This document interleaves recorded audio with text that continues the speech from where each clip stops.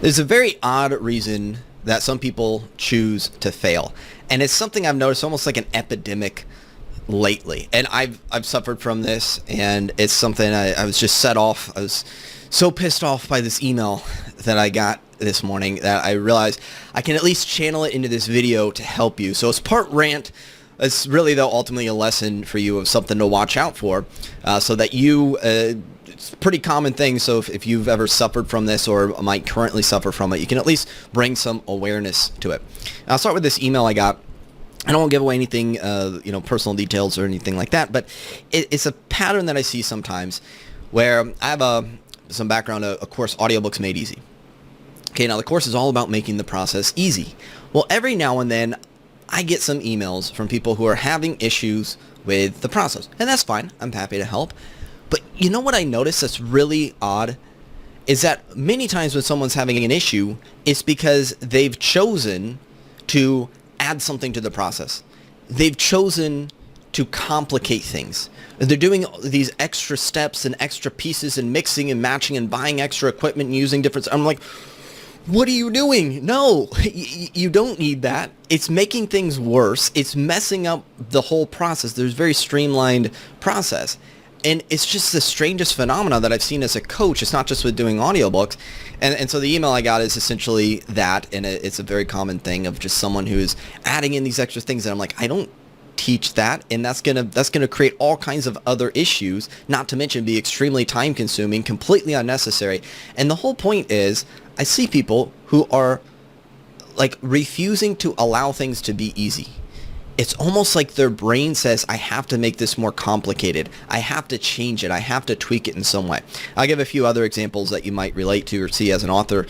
One would be people who are doing like Amazon ads, and they'll have like 87 different ads running, and then they're like, I'm so overwhelmed, I don't know what to do with all this. And I'm like, well, why not focus on one ad? Just get one ad working well. And then once you do that, do the next ad. And then do the next ad, right? And it's like, oh yeah, that would be easier. And it is, and they do it, and they feel this like weight lifted off of them. And I'm like, why would that not just be the default? Or I'll give another example. I had an author message me recently. He was talking about, I think maybe, I don't know, like 7 books, give or take, and doing like a whole revamp of all the books and the covers and the descriptions and, creating some audiobooks and doing all this. And then he then didn't have any more money left over for marketing and wasn't really getting any sales of any of the books.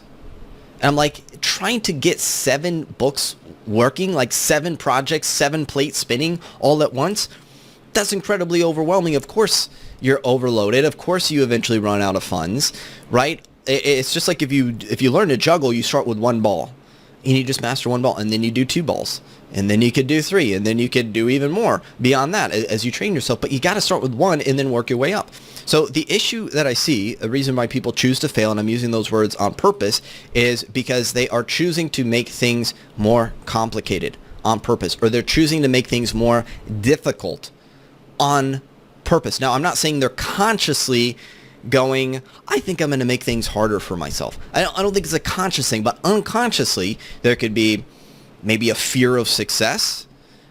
There could be something, and this is something that I relate to, maybe I don't feel worthy of success unless it's hard, or I won't feel like a sense of achievement unless it's more difficult. And that's something that I've had to catch myself with and still do, which is like sometimes I'll embrace things that are hard, but if it's easy, it's almost harder to do the easy things because it seems too easy, or there's not that feeling of achievement, right? And so watch out for this, because some people might go, oh, well, people aren't really choosing to fail. It's a legitimate issue. So let's say someone having an issue with their email service provider, and they're like, Derek, no, it's the tech is hard and all this, and I was working for 3 hours trying to get this thing fixed, and it was such a nightmare and all this. And I'm sitting there, and without judgment, sometimes I'm coaching people, and it's just like, okay, well, what did the customer support people say? I'm like, well, I haven't emailed them yet. Really? Really? You just spent 3 hours messing with it, trying to go through all these tutorials and watch this stuff? Like, what if you would have just taken 30 seconds to send customer support an email, forgotten about it, they would have either fixed it or told you exactly where to look. And I can't tell you how many times that happens as someone who offers customer support. I'm sitting there going, why didn't you email me 3 months ago, before you went through this whole path? Why didn't you email me before you spent 3 hours invested in trying to figure this out, or whatever it is? Like, there are people out there who might be willing to help you. And so another way people are choosing to fail is they're trying to take it all on themselves. They don't have all the answers, as opposed to just stopping and be like, I'm going to do nothing other than send someone a message and get support. Right? And I think another thing I'm projecting my own feelings on is, like, you kind of want to get in there and you want to be messing with it. You want to be proactive in doing something, but sometimes by being proactive in getting your hands dirty, you end up making things worse, or you just cost yourself a lot of time and energy, and then you're no further along, or you've ended up, messing things up without even realizing it, versus just stopping and being like, who's got the solution to this? All right? So if there's one big takeaway that I can share from this is research that was done, and it's about problem solving. And they found that most people will tend to go to an additive solution versus a subtractive solution, even when it's less efficient. What does that even mean? It means that if someone's having a problem, and they did it with like Legos, and they go, how do you make this thing more stable? And all they would have had to do is remove one piece and then like move like this ceiling piece down, and everything would have been better. But instead, people add in a number of other pieces to try to fix it. So that's just like a little mental test for people, and they go that sometimes removing something is the much more elegant, efficient solution, but the default for many people is to add things in. Well, how does that apply to you as an author? If you're going, I'm not selling books, I need to add in more social media channels and add more marketing, add more ads, ad campaigns and promotions, and do this, as opposed to going, maybe I need to do less stuff. Maybe I need to do less things, but go deeper on a few of those things. Maybe instead of trying to be on 7 different social media platforms, I need to find one that you're really suited to and just focus on that for a while, right? So the whole thing is, look, are you trying to add things in? Are you adding complexity? Are you adding, as a byproduct, difficulty to something? Might the more elegant solution, it's not always going to be the case, but might the more efficient and elegant solution be, what can I remove from this? What can I take out of this process? Now, don't take out something essential. Someone's teaching you how to do something. Don't just start, taking out and throwing out steps and cherry picking what you're going to do or not do. When I'm talking about your overall strategy, start to consider, what could you not do, or what could you not do in the meantime? Maybe in the meantime, I'm not going to mess with something, and I'm just going to reach out and get support, or see who can help me with this, or something like that.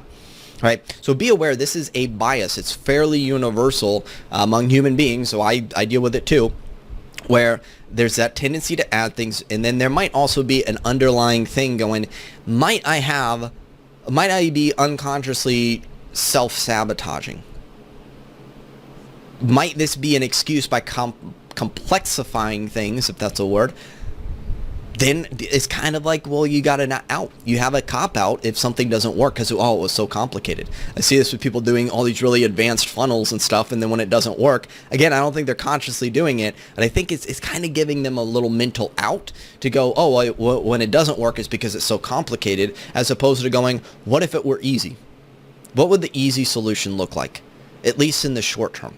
All right, so that's the takeaway. I want this to be practical for you. Now, if there's deeper things going on, fear of success, things like that, that could take some more work and deeper personal development to go through. So I don't necessarily expect it to be all fixed with this video. However, at least awareness around it is a good first step. Because once you have awareness, you can start to notice these patterns, notice these biases if you have them, and at least stop and check yourself and go, do I really need to make this more complicated?